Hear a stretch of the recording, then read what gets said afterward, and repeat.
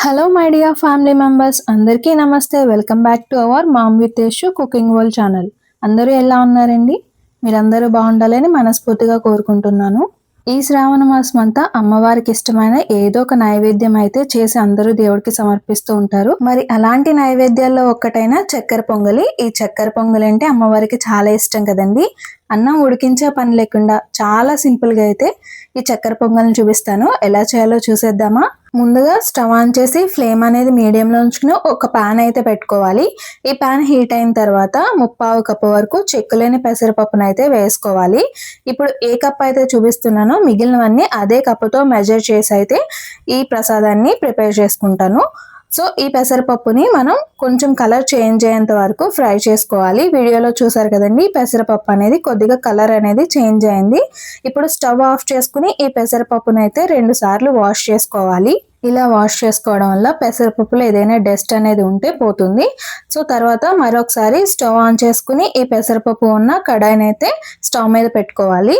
ఇప్పుడు ఈ పెసరపప్పును ఉడికించుకోవడం కోసం 3 కప్స్ వరకు వాటర్ని అయితే వేసుకోవాలి. ఇలా వాటర్ వేసుకున్న తర్వాత మనం ఫ్లేమ్ అనేది హైలో ఉంచుకోవాలి. ఇలా హైలో ఉంచుకుని ఒక 2 నిమిషాల పాటు ఉడికించుకోవాలి. వాటర్ అనేది వీడియోలో చూపిస్తున్నట్టుగా బబుల్స్ వస్తూ మరుగుతున్నప్పుడు మనం ఫ్లేమ్ అనేది మీడియంలో పెట్టుకోవాలి. ఇది కుక్ అవ్వడానికి టైం పడుతుంది కాబట్టి ఈ లోపుగా మనం అటుకులను అయితే తీసుకోవాలి. ఈ అటుకుల్ని నేను 2 కప్స్ వరకు తీసుకుంటున్నానండి. దీంట్లో కొద్దిగా వాటర్ని వేసుకోవాలి, అంటే అటుకులు తడుపుకోవడానికి వీలు పడేంత వాటర్ని అయితే వేసుకోవాలి.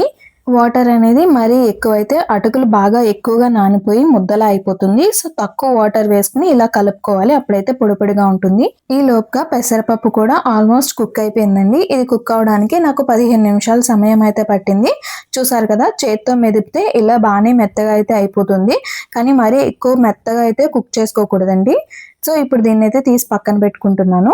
ఇప్పుడు అదే స్టవ్ మీద వేరొక గిన్నె పెట్టుకుని ఈ గిన్నె హీట్ అయిన తర్వాత 3 స్పూన్స్ వరకు గీనె అయితే వేసుకోవాలి. ఇది హీట్ అయిన తర్వాత సన్నగా చాప్ చేసి పెట్టుకున్న జీడిపప్పు, బాదంను కూడా వేసుకుని ఒక 15 సెకండ్స్ పాటు కలుపుకుంటూ ఫ్రై చేసుకోవాలి. ఇవి కొద్దిగా కలర్ చేంజ్ అయిన తర్వాత మనం దీంట్లోకి కిస్మిస్ అయితే యాడ్ చేసుకోవాలి. కిస్మిస్ అనేది కొద్దిగా ఎక్కువగా యాడ్ చేసుకుంటే టేస్ట్ అనేది బాగుంటుంది. వీటిని కూడా మరొక 20 సెకండ్స్ పాటు కలుపుకుంటూ ఫ్రై చేసుకోవాలి. అప్పుడైతే మంచిగా ఫ్రై అయ్యి అన్ని ఈవెన్ కలర్ లోకి వస్తాయి.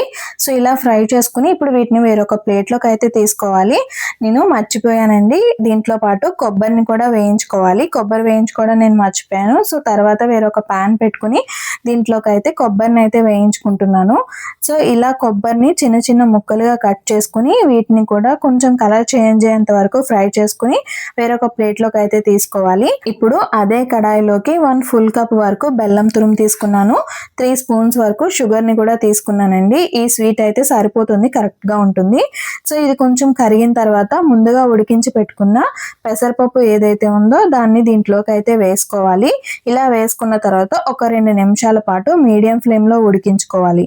ఇవి కొంచెం ఇలా బబుల్స్ వస్తూ ఉడుకుతున్నప్పుడు మనం ముందుగా నానబెట్టుకున్న అటుకులు ఏవైతే ఉన్నాయో వాటిని దీంట్లోకి అయితే వేసుకోవాల్సి ఉంటుంది.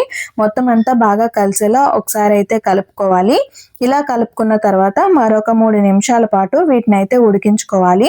ఇది ఉడికించుకున్నంతసేపు మనం కలుపుకుంటూనే ఉండాలండి, లేకపోతే అడుగు పట్టే అవకాశం ఉంటుంది. సో అందువల్ల మనం లో ఫ్లేమ్ లో వీటిని ఉడికించుకోవాలి. 3 నిమిషాలకి ఈ చక్కెర పొంగల్ అనేది కొద్దిగా దగ్గర పడుతుంది. అప్పుడు పించ్ ఆఫ్ సాల్ట్ని అయితే యాడ్ చేసుకోవాలి. స్వీట్స్ చేసుకునేటప్పుడు కొద్దిగా సాల్ట్ వేసుకుంటే ఆ టేస్ట్ అనేది చాలా బాగుంటుంది. అందుకే కొద్దిగా సాల్ట్, దంచి పెట్టుకున్న 2 యాలకులను కూడా వేసుకుని మళ్ళీ ఒకసారి అంతా బాగా కలిసేలా కలుపుకోవాలి. తర్వాత ఫ్రై చేసి పెట్టుకున్న కొబ్బరి ముక్కలను కూడా వేసుకోవాలి. వీటితో పాటుగా మనం బాదం, జీడిపప్పును కూడా దీంట్లోకి అయితే వేసేసుకుని మళ్ళీ ఒకసారి అంతా కలిసేలాగా అయితే కలుపుకోవాల్సి ఉంటుంది. చూసారు కదండి, చాలా సింపుల్ గా తక్కువ టైంలో అన్నం ఉడికించే పని ఏమీ లేకుండా మన అటుకుల చక్కెర పొంగల్ అయితే రెడీ అయిపోయింది. స్టవ్ ఆఫ్ చేసుకుని సర్వింగ్ ప్లేట్లోకి అయితే తీసుకుంటున్నాను. ఈ చక్కెర పొంగల్ని మనం రైస్తో చేసామా అటుకులతో చేసామా అనే డిఫరెన్స్ అయితే అస్సలు తెలీదు.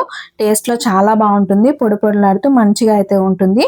ఈ రెసిపీ మీకు నచ్చినట్లయితే తప్పకుండా ట్రై చేసి ఎలా వచ్చిందో కామెంట్ చేయండి. మీకు నచ్చినట్లయితే ఫ్రెండ్స్ అండ్ ఫ్యామిలీ మెంబర్స్కి షేర్ చేయండి. Thank you for watching.